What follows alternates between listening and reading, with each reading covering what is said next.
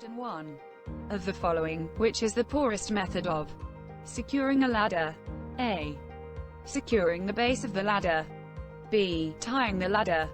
C. Having someone foot the ladder. D. Using a ladder stability device. Right answer, C. Having someone foot the ladder. Question 2. Prior to moving a mobile tower scaffold, the platform height should reduce to a maximum of A. 2 meters. B. 3 meters. C. 4 meters. D. 5 meters. Right answer, C. 4 meters. Question 3. What do the letters SWL stand for? A. Safe working level. B. Satisfactory weight limit. C. Satisfactory working limit. D. Safe working load. Right answer, D. Safe working load. Question 4. Who should operate plant and equipment on site? A. Only people over 18 years of age. B. Trained and authorized employees only. C. An employee holding a full driving license. D. Any experienced employee. Right answer, B. Trained and authorized employees only. Question 5. What hazard is created when the head of a cold chisel mushrooms? A. Reduced strike splinters. D. Damage to the hammerhead. Right answer, C. Flying steel splinters. Question 5. Any damaged equipment must be A. Reported to your supervisor. B. Thrown away immediately. Use it. Right answer, A. Reported to your supervisor. On/off switch. What action should you take? A. Try and fix the fault. B. Find another machine and carry on working. C. Stop work and inform your supervisor. D. Take the switch on to keep it running and carry on working. Right answer, C. Stop work and inform your supervisor. Question 7. The power hand tool you're about to use has burn marks visible on the cable. What should you do? A. Tape over the affected area and continue.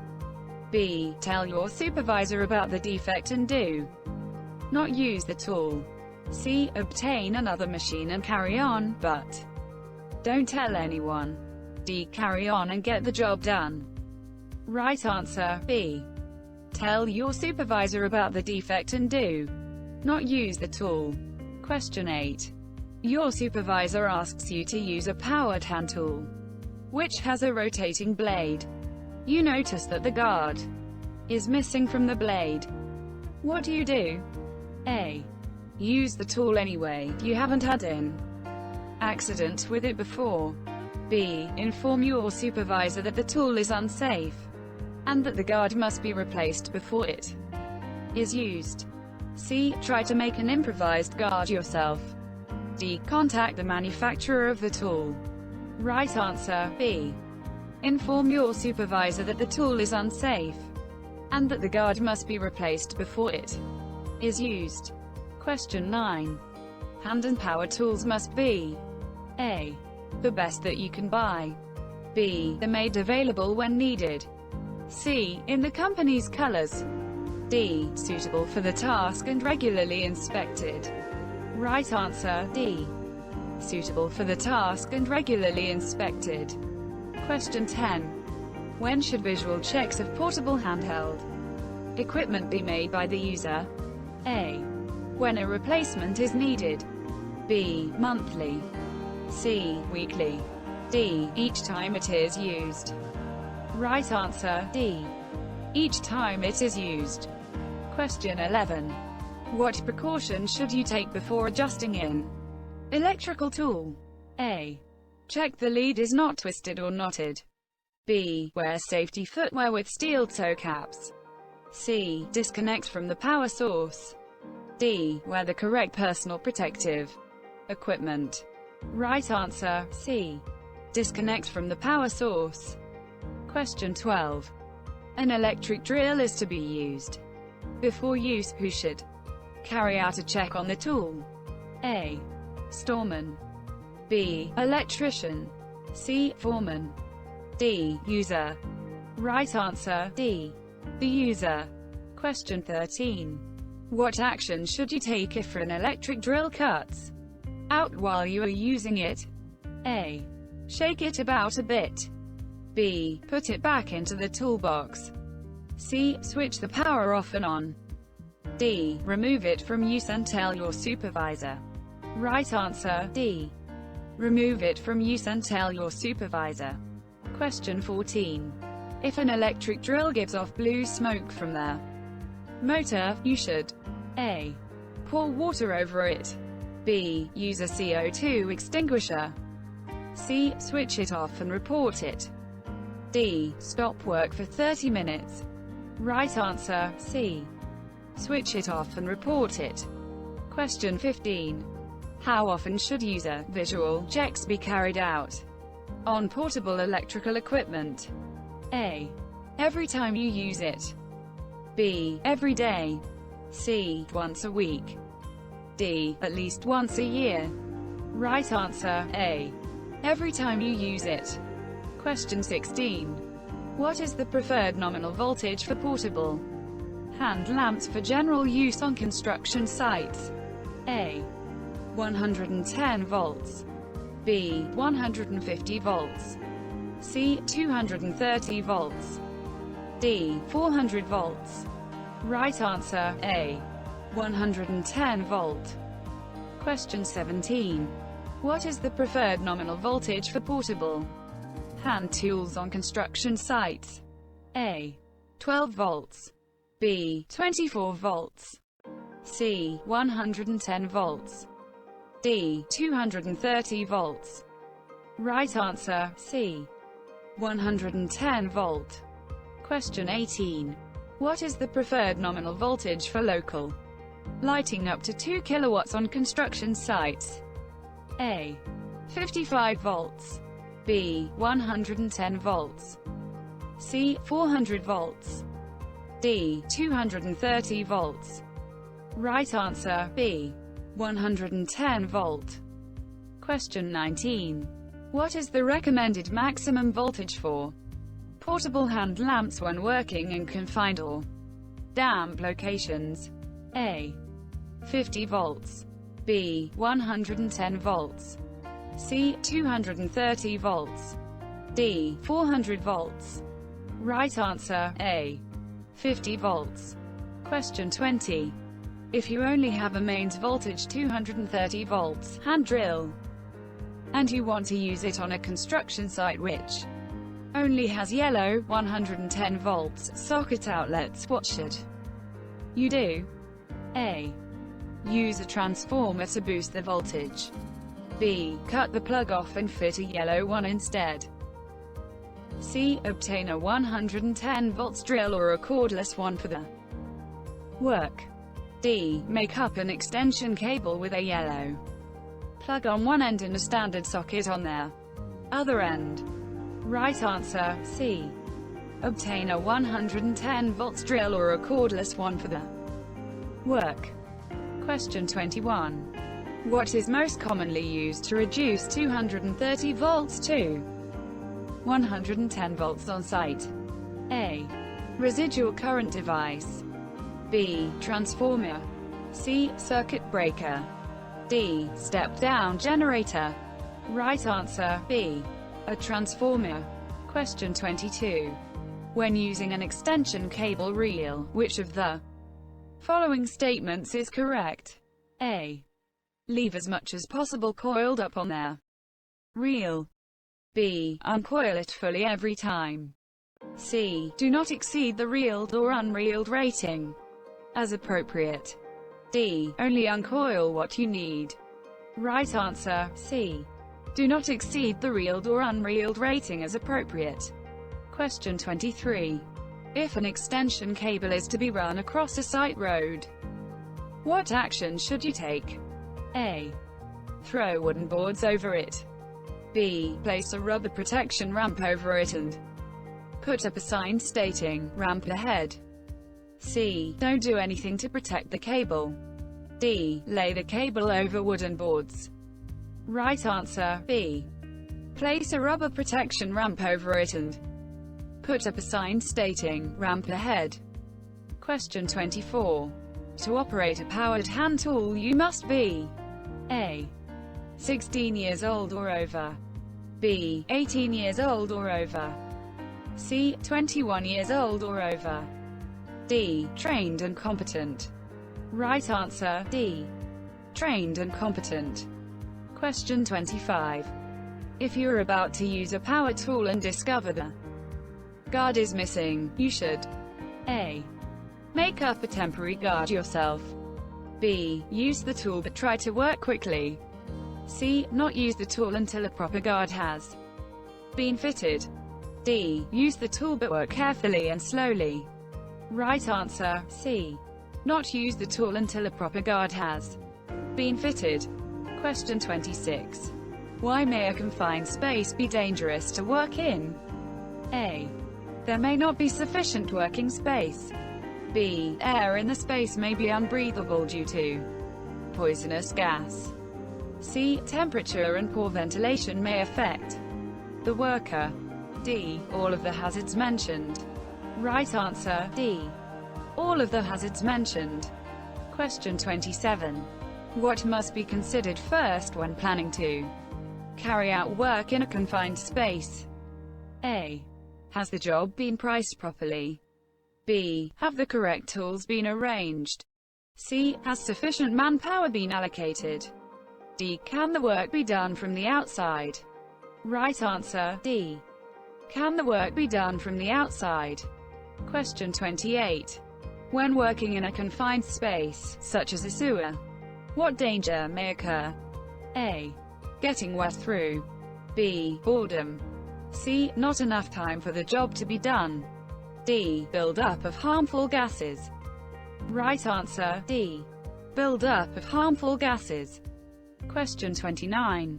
To determine the safety of the atmosphere in an excavation, which of the following is essential? A. Sniffing the atmosphere after entry. B. Using a gas detector. C. Only entering for a short period to enable a quick escape. D. Looking for toxic gases. Right answer, B. Using a gas detector. Question 30. Before entering an excavation to start work, it must first be A. Inspected by a competent person. B. Covered over and left overnight. C. Filled with water then drained. D. Inspected by the HSE. Right answer, A. Inspected by a competent person. Question 31. What is the purpose of using a permit to work system? A. To ensure the job is carried out by the quickest method. B. To help ensure a safe system of work. C. To ensure that the client will pay for the work. D. To enable tools and equipment to be properly checked before the commencement of work. Right answer, B. To help ensure a safe system of work. Question 32. Why may young people be more at risk on site? A. There is no specific legislation applying to them. B. They are usually left to work alone to gain experience. C. There is no requirement to provide PPE to young people.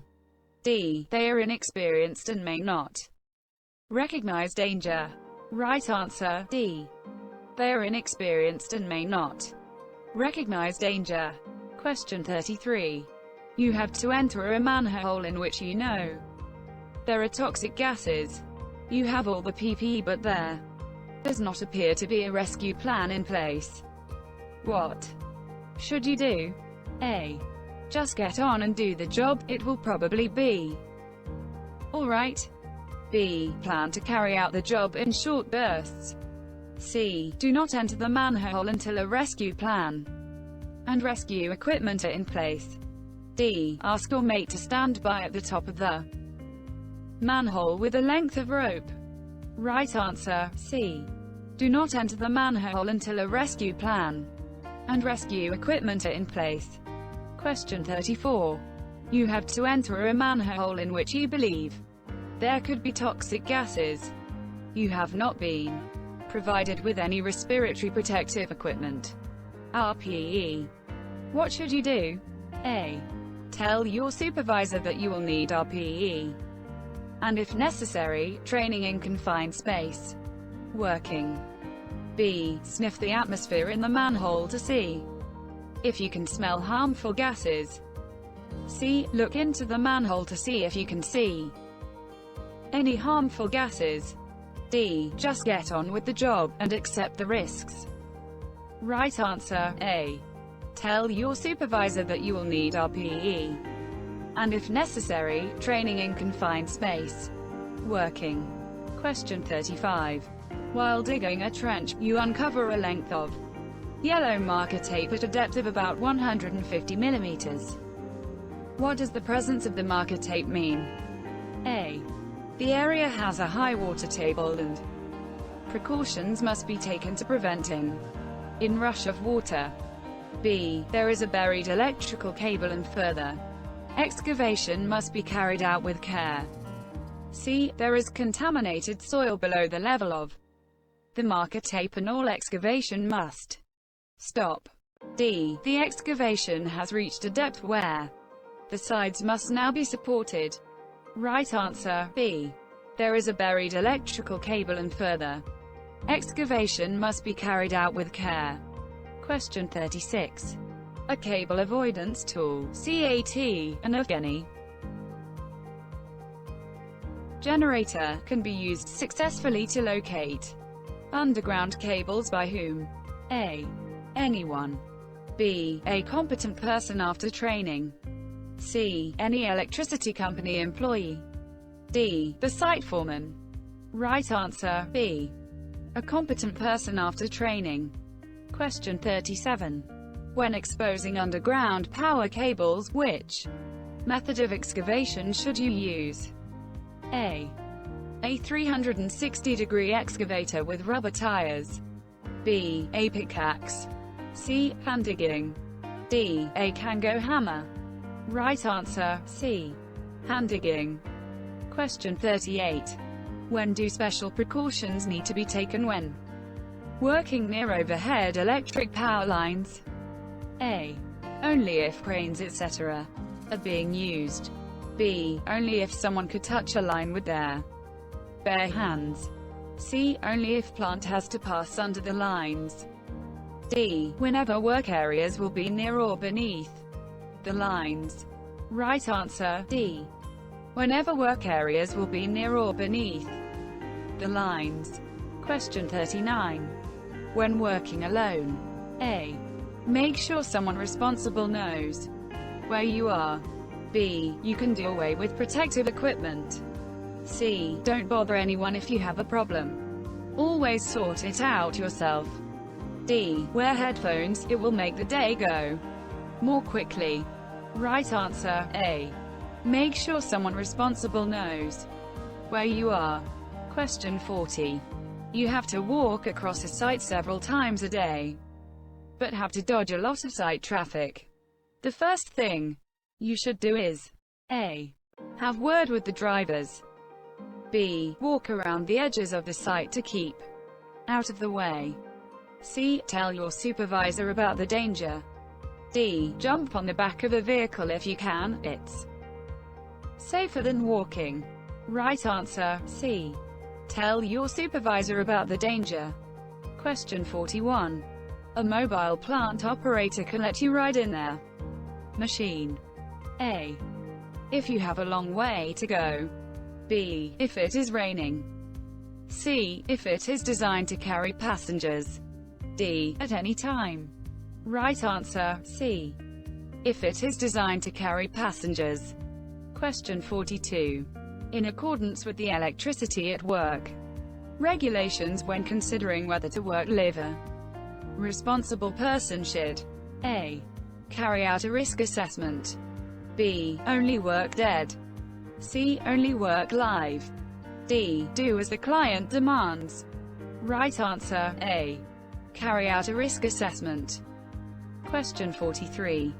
The normal procedure for working on electrical equipment should be which one of the following? A. Dead working. B. Wearing insulated gloves. C. Using insulated tools. D. Live working. Right answer, A. Dead working. Question 44. Test instruments used for working on electrical systems should A. Be yellow in color. B. Be less than 10 years old. C. Have non-insulated test probes. D. Have insulated test probes. Right answer, D. Have insulated test probes. Question 45. Under the Electricity at Work regulations, live working is considered A. As entirely acceptable. B. To be normally permitted. C. Only to be allowed in exceptional circumstances. D. Never to be allowed. Right answer, C. Only to be allowed in exceptional circumstances. Question 46.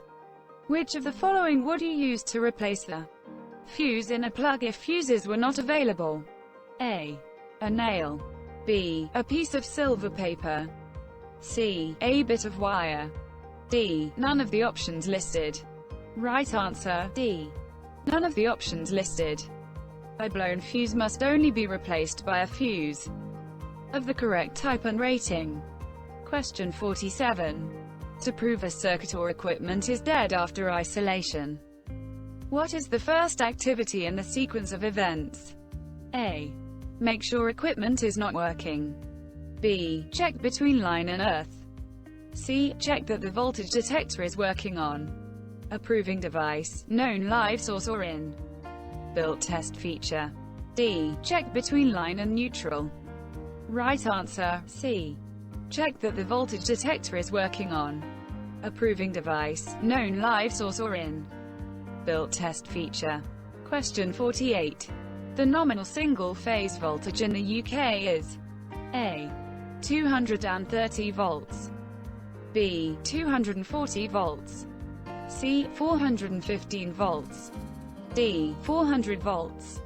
Right answer, A. 230 volts. Question 49. When is live working permissible? A. When the person carrying out the work is a competent person. B. When it is unreasonable in all circumstances for the equipment to be made dead and suitable precautions are taken. C. When the means of isolation cannot be identified. D. When the person working on the equipment is wearing rubber gloves. Right answer, B. When it is unreasonable in all circumstances for the equipment to be made dead and suitable precautions are taken. Question 50. Which of the following is not a requirement of low voltage safe isolation practice? A. Ensuring that the correct point of isolation is identified. B. The person carrying out the work is issued with insulating gloves. C. A caution notice should be applied at their point of isolation. D. The conductors are proved to be dead at their point of work. Right answer, B. The person carrying out the work is issued with insulating gloves. Question 51. The specific effects on the human body of a major electric shock are one of the following. A. Dermatitis. B. Burns and cardiac arrest. C. Broken bones. D. Chest pains. Right answer, B. Burns and cardiac arrest. Question 52. The lowest level of electrical current which can harm the human body is normally measured in A. Microamps. B. Kiloamps. C. Amps. D. Milliamps. Right answer, D. Milliamps. Question 53. With regard to the effective electrical current on the human body, one of the following is correct. A. A 6-amp circuit breaker should prevent a person receiving a fatal electric shock. B. A 3-amp fuse should prevent a person receiving a fatal electric shock. C. A 30 mA residual current device (RCD) should prevent a person receiving a fatal electric shock. D. A 5-amp rewirable fuse should prevent a Person receiving a fatal electric shock. Right answer, C. A 30 mA residual current device, RCD, should prevent a person receiving a fatal electric shock. Question 54. Where mains voltage is used to supply portable equipment on a construction site, what additional protection is required? A. Step-down transformer. B. Step-down generator. C. Cable avoidance tool. D. Residual current device, RCD. Right answer, D. Residual current device, RCD. Question 55. What color cable usually signifies 110 volt power supply on site? A. Black. B. Red. C. Blue. D. Yellow. Right answer, D. Yellow. Question 56. A portable electric generator on site has two power outlets, 110 volts and 230 volts. What color would the 110 volt outlet be? A. Black. B. Yellow. C. Red. D. Blue. Right answer, B. Yellow. Question 57. Where there is no local means of isolation for equipment or circuits to be worked on, which of the following is the preferred method of isolation? A. Isolation of the main switch or DB switch. Disconnector. B. Isolation of the individual circuit breaker or fuse. C. Pulling out the distributor's cutout fuse. D. Disconnecting the individual circuit from their DB. Right answer, A. Isolation of the main switch or DB switch. Disconnector. Question 58. What action should you take if a workmate gets an electric shock? A. Phone the electricity board immediately. B. Dial 999 and ask for the fire brigade. C. Cut off the power and call for help. D. Try to pull them to safety. Right answer, C. Cut off the power and call for help. Question 59. A residual current device is designed to operate in the event of one of the following. A. Overload. B. Earth fault. C. Lightning strike on the supply. D. Short circuit. Right answer, B. Earth fault. Question 60. Electrical installations on construction sites should be periodically inspected and tested. A. Every 3 months. B. Every year. C. Every 6 months. D. Every month. Right answer, A. Every 3 months. Question 61. The maximum AC voltage which the human body can withstand without long-term physiological effects in dry conditions is A. 110 volts. B. 230 volts. C. 50 volts. D. 400 volts. Right answer, C. 50 volts. Question 62. Which of the following statements is true with regard to the dangers of electricity? A. Electricity is perfectly safe so long as you wear cotton gloves. B. Electricity is only dangerous if you are not wearing Wellington boots. C. Electricity is only dangerous in wet weather. D. Electricity is dangerous at any time because you cannot tell by looking at a cable whether or not it is live. Right answer, D. Electricity is dangerous at any time because you cannot tell by looking at a cable whether or not it is live. Question 63. What is the most serious effect that electric shock can have if you come into contact with a live part? A. The electric current can cause a slight tingling in the fingers. B. The electric current can cause burn marks on the fingers. C. The electric current can cause the heart to stop, resulting in death. D. The electric current can cause the finger muscles to twitch. Right answer, C. The electric current can cause the heart to stop, resulting in death. Question 64. Your job involves you working near to hanging Electrical cables which have bare ends. What should you do? A. Touch the cables to see if they're live. B. Carry on working, as there shouldn't be a problem. C. Inform your supervisor and keep well away. D. Attempt to push the cables back into the ceiling void so that you can start work. Right answer, C. Inform your supervisor and keep well away. Question 65. For all live working activities it is necessary to A. Carry out a risk assessment as required by the EAW regulations. B. Wear rubber gloves only. C. Be accompanied. D. Keep your fingers crossed. Right answer, A. Carry out a risk assessment as required by the EAW regulations. Question 66. An electrical permit to work is primarily a statement that A. Someone else has taken responsibility for the work. B. The circuit or equipment is live.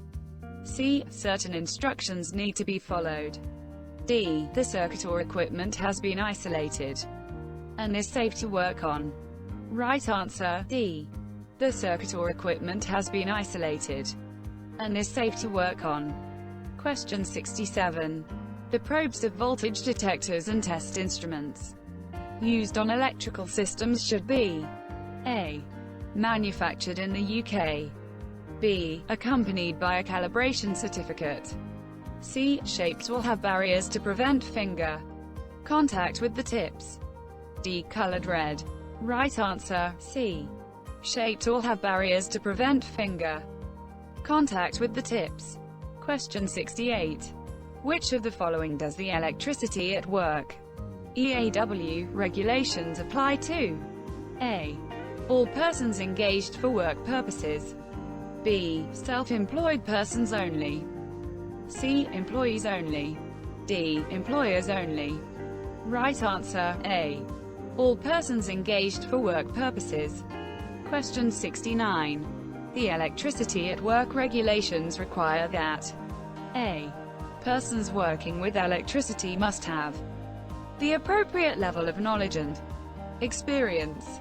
B. A training course is necessary before anyone can work with electricity. C. Only electricians can work with electricity. D. Anyone supervised can work with electricity. Right answer, A. Persons working with electricity must have the appropriate level of knowledge and experience. Question 70. The electricity at work regulations apply to A. Only low voltage systems. B. Only extra low voltage systems. C. All voltage systems. D. Only high voltage systems. Right answer, C. All voltage systems. Question 71. Which of the following should be used to prove a circuit or equipment is dead after isolation? A. A lamp holder with a length of flex attached. B. A proprietary test lamp or two-pole voltage detector. C. A voltage stick. D. A multimeter. Right answer, B. A proprietary test lamp or two-pole voltage detector. Question 72. Which of the following is not a suitable means of isolating a circuit? A. Removing a fuse and locking the distribution board. B. Putting insulating tape over the circuit breaker. C. Padlocking the isolating switch. D. Fitting a padlocked circuit breaker lockout. Right answer, B. Putting insulating tape over the circuit breaker. Question 73. Which of the following work procedures on electrical systems will always require a permit to work to be issued? A. Dead working on low voltage systems. B. Live working on low voltage systems. C. Dead working on high voltage systems. D. Live working on high voltage systems. Right answer, C. Dead working on high voltage systems. Question 74.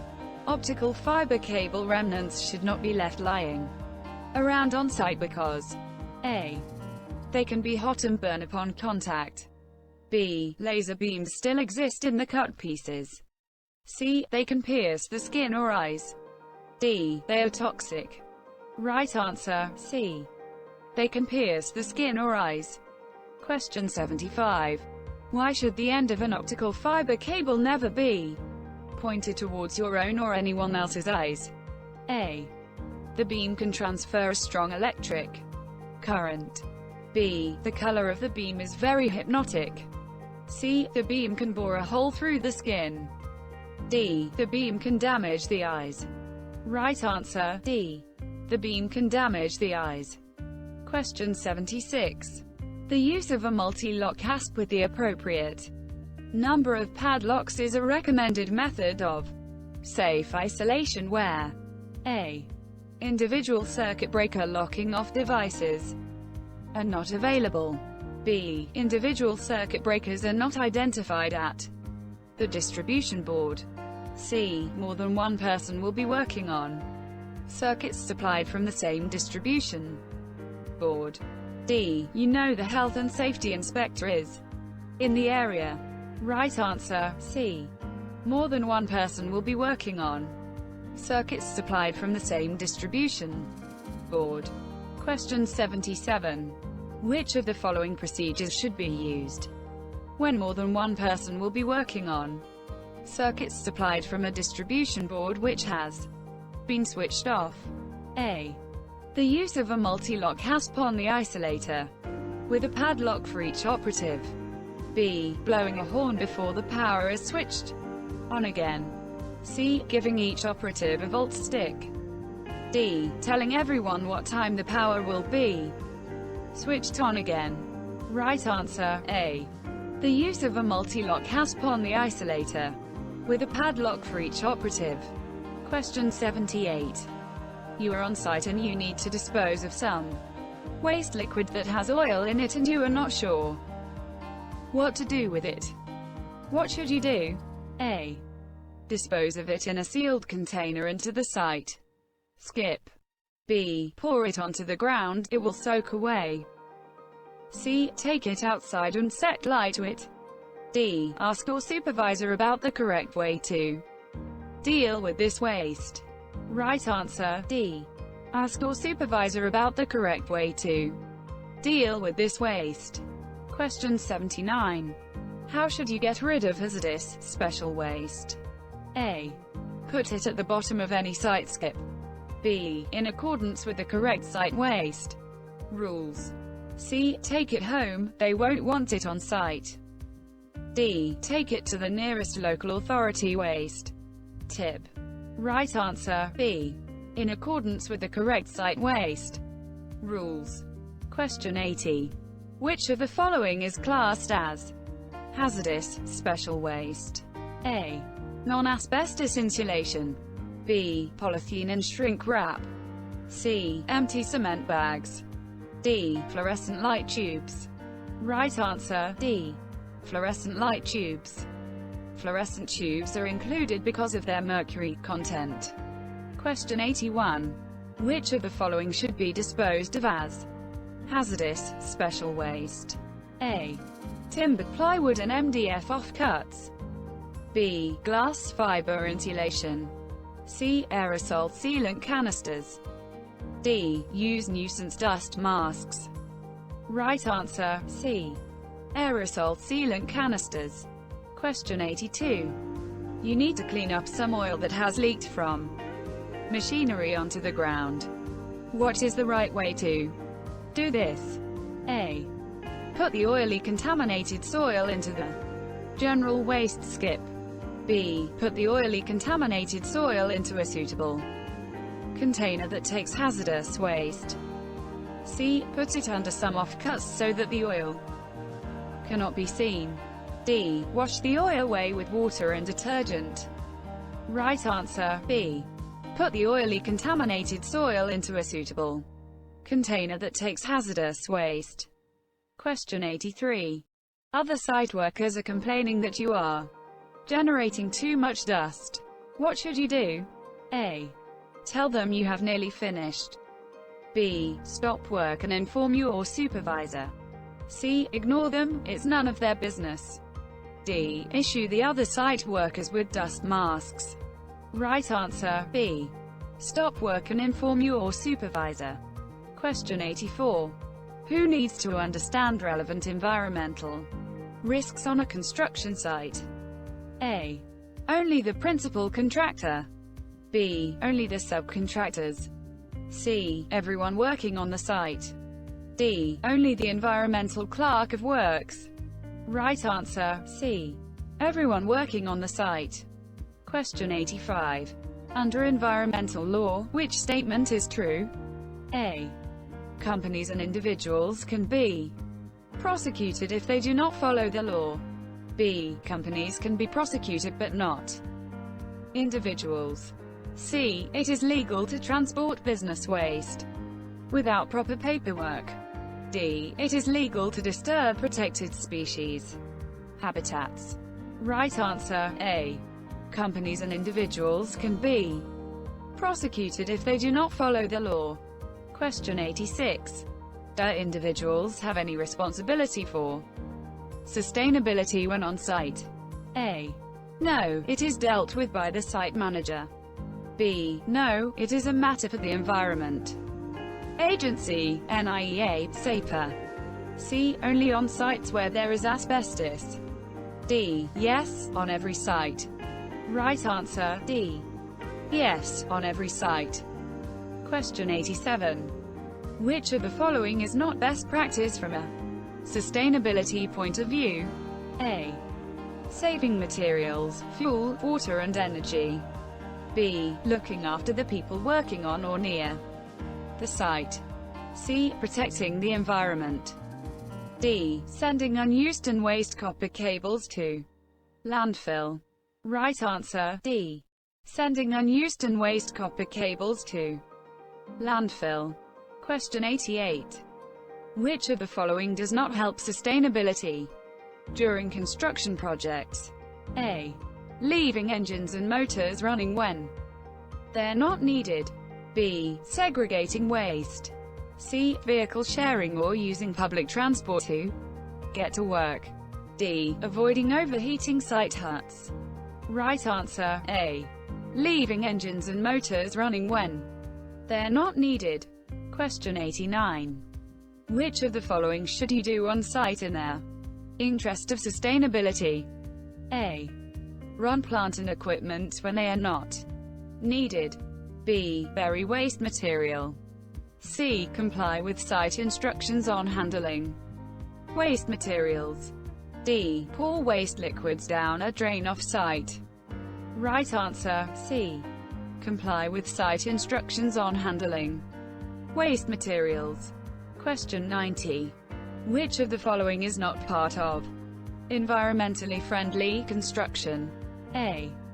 Creating a dust nuisance to residents in neighboring properties. B. Preventing water and soil pollution. C. Saving energy. D. Minimizing the amount of waste you create during a job. Right answer, A. Creating a dust nuisance to residents in neighboring properties. Question 90. From an environmental point of view, why should materials be reused where possible? A. To save the client money. B. A lot of energy and raw materials go into making most construction products. C. It makes less mess on site. D. It's a European Union law. Right answer, B. A lot of energy and raw materials go into making most construction products. Question 91. Which action will help to minimize waste? A. Only take or open what you need and return or reseal anything left over. B. Use new materials packs at the beginning of each day. C. Leave materials unprotected in the rain. D. Always order much more than usually required, just in case you need it. Right answer, A. Only take or open what you need and return or reseal anything left over. Question 92. Which of the following is good environmental practice? A. Over-ordering materials. B. Segregating waste into different types. C. Leaving skips uncovered in wet weather. D. Leaving motors running when they are not needed. Right answer, B. Segregating waste into different types. Question 93. Do individuals have any responsibility for minimizing the amount of waste created on site? A. Only if asbestos removal is being carried out. B. Yes, everyone on site has this responsibility. C. No, it's the responsibility of the client. D. Only during site cleanup, at the end of the project. Right answer, B. Yes, everyone on site has this responsibility. Question 94. If you have unused material left, what should you do before you consider putting non-hazardous waste items into a skip? A. Make sure there is a label on it. B. Put it in a plastic bag and put it in a skip. C. Check whether someone else on your team can make use of it. D. Weigh it. Right answer, C. Check whether someone else on your team can make use of it. Question 95. Why should different types of waste be separated on site? A. They will take up less room in the skip. B. So the local council can charge landfill tax. C. So the main contractor can check what's being thrown away. D. So waste can be recovered more easily. Right answer, D. So waste can be recovered more easily. Question 96. When storing liquids, such as oils, fuels or chemicals, on site, what must you do? A. Always use the nearest container. B. Use a transparent container so you can check how much liquid is in it. C. Ensure the liquid material is stored safely and securely, and out of the way of site traffic. D. Keep the tops off to prevent pressure from building up. Right answer, C. Ensure the liquid material is stored safely and securely, and out of the way of site traffic. Question 97. What can help to prevent harm to the environment from oil spillages? A. A supply of water to flush the spill away. B. Cover the spillage with soil. C. Turning liquid containers upside down so the top can't come off. D. Store oils in an area that can catch any spills, such as a bund or a drip tray. Right answer, D. Store oils in an area that can catch any spills, such as a bund or a drip tray. Question 98. What should you do immediately if you get a small cut on a finger whilst at work? A.